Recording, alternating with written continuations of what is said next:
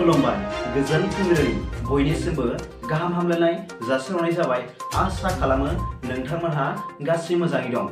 बे समाव आं नोंथांमोननि सिगाङाव फुंबिलिनि मोननैसो खौरां लाना फैलायबाय। अन्नानै भिडिअखौ स्किप खालामाजासे जोबजासिम नायलांदो। दिनैनि फुंबिलिनि मोननैसो खौरांफोरा जाबाय। गिबि रादाबाव दं चिराङाव खनले आयेन बेरेखा दंफां हमदों।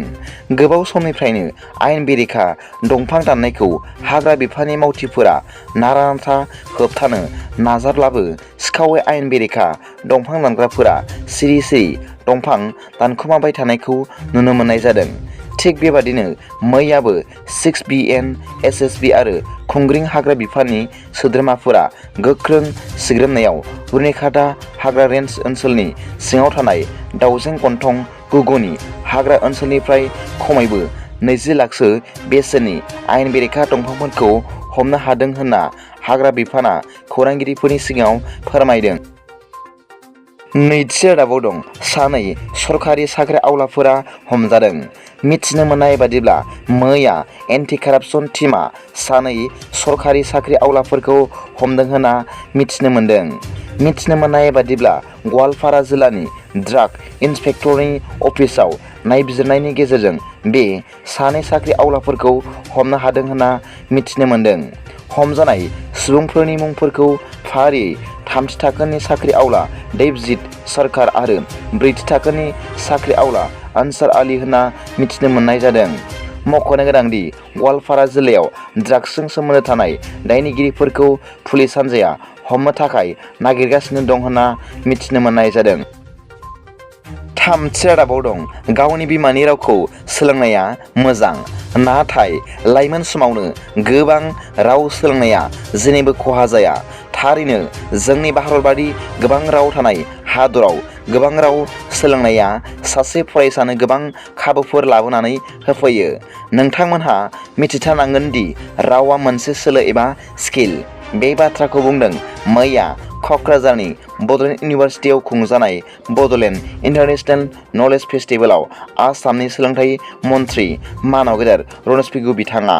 मख'नो गोनांदि बिथाङा बे बाथ्राखौ SMC SMDC जोथोनगिरि बिमा-बिफाफोर, फोरोंगिरिफोर आरो फरायसाफोरनि स्टेकह'ल्डार्सफोरनि जर'खा जथुमनायनि सावरायमेलाव फोरमायदों।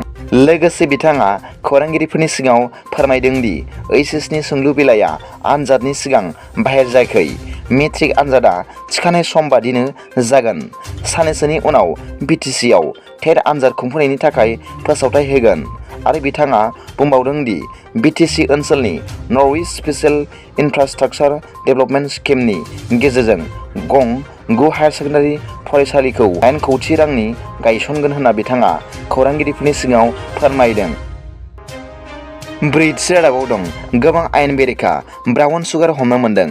मिथिनो मोननाय बादिब्ला मैया काछार पुलिसनि गोख्रों सिग्रोमनायनि गेजेरजों न' थांनानै मुवा फानथिंग्रा सानै ड्राग्स फालांगि हमनो मोनदों।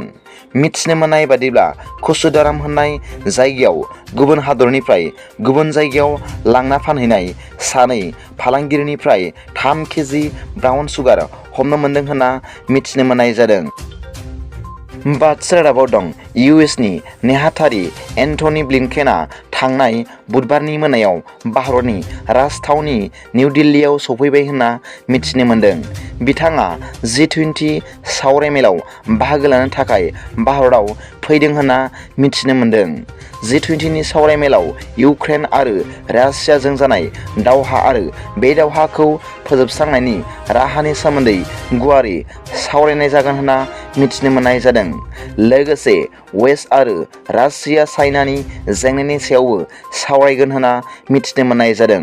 बिथां एन्थनी ब्लिंकेनआ दिनै बृहस्पतिबाराव भारतनि एक्सटार्नेल एफेयार्स मिनिस्टार एस जयशंकरजों मोननै हादरनि गेजेराव सावरायलायगोन होनना मिथिनो मोननाय जादों। मख'नो गोनां बाथ्रादि बे G20नि गोनांथार सावरायलायनाय हाबाफारियाव रासियानि फरेन मिनिस्टार सेर्जी लेभ्रभ, फ्रान्सनि foreign minister Catherine Colonna, Chinese foreign minister Qin Gang, Germany foreign minister Annalena Baerbock आरो British foreign secretary James Cleverly बिथांमोनहा बे जर'खा G20 सावरायमेलनि हाबाफारियाव बाहागो लागोन होनना मिथिनो मोननाय जादों।